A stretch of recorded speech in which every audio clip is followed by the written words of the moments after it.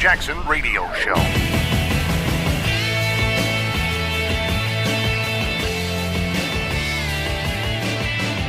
Welcome back, everybody. Kevin Jackson here. We're talking about courage. It's the Kevin Jackson Show, 844-551-8255. And I read a quote from a guy. His name is Lao Tzu. And he says, being deeply loved by someone gives you strength, while loving someone deeply gives you courage. And it's such a deep thought when you think about it, because that's why when politicians do things that we like, I say to you guys, you got to tell them. You got to let them know. See, Donald Trump loves America. I know it's crazy, right?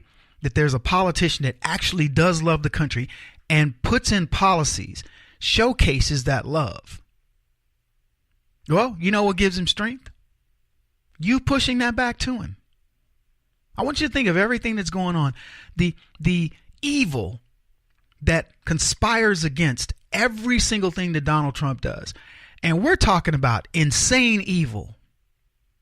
Consider, Trump's tax plan gives money back. They've already looked at these numbers. They said 91% of Americans get their money back.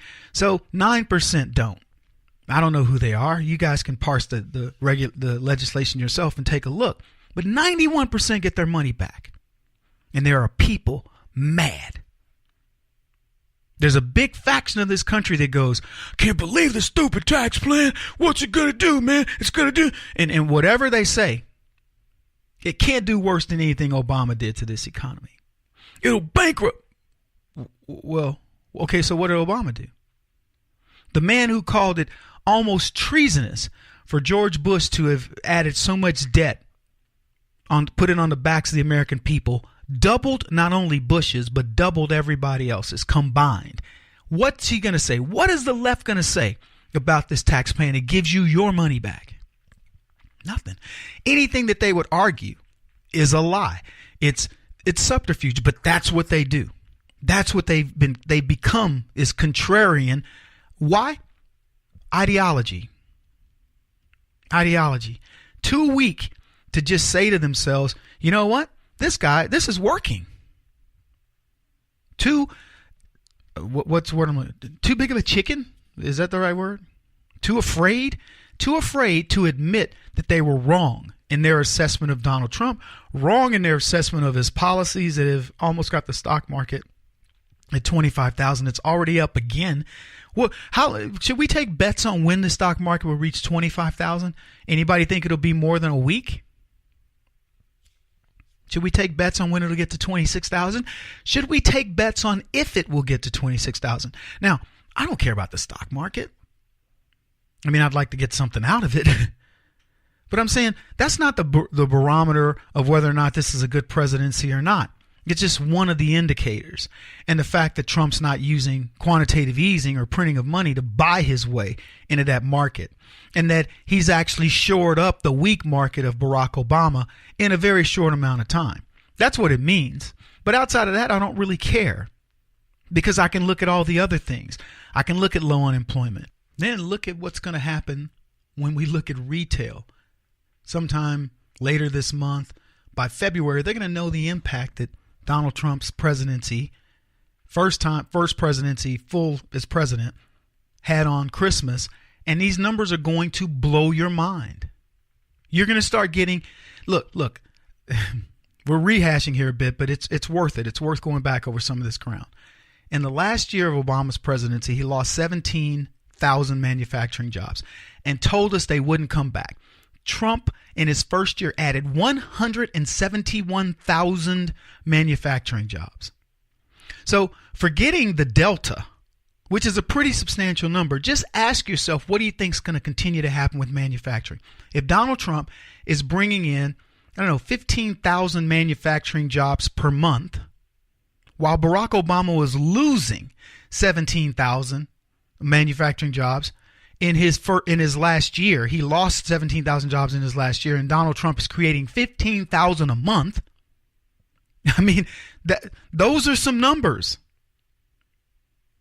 There's a saying, it takes courage to grow up and become who you really are.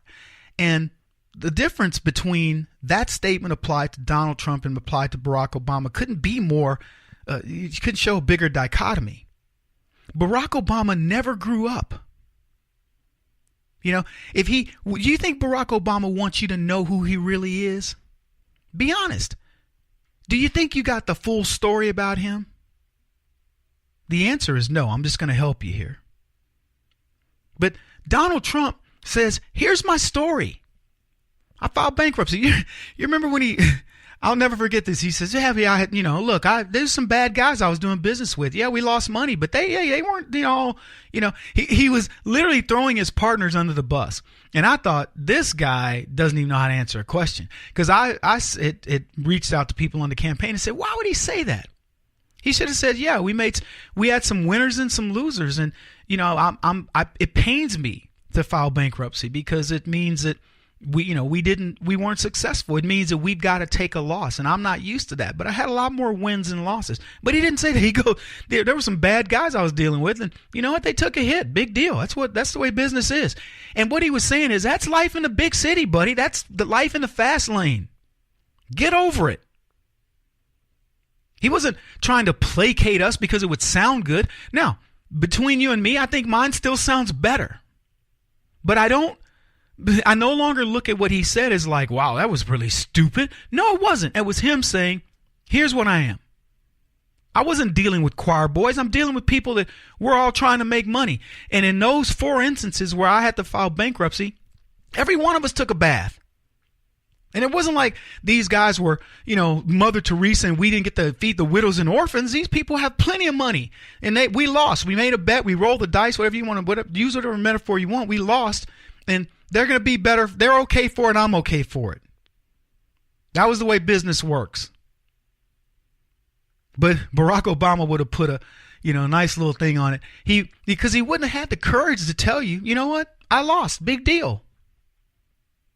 He'd have to make it sound, well, it wasn't really a loss. I mean, you got to understand. It's not a loss there. The way things work, people came in, they bought it up, and of course, I worked very hard to make sure that he'd give you 50,000 Who Shot Johns without telling you anything. The only thing he would want to make sure that you understood was how great he was. Trump so what? I filed bankruptcy. That's what the laws are there for. You remember him saying that? You guys remember that? He says that's what the laws are there for. I took advantage of the laws.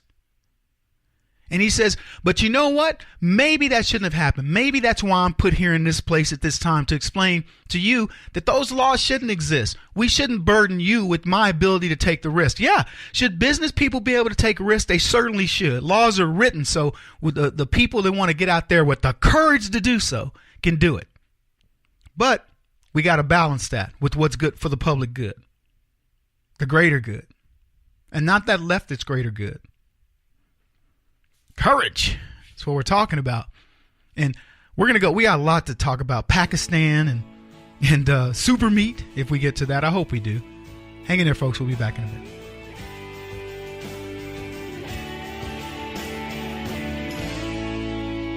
This is the Kevin Jackson Radio Show.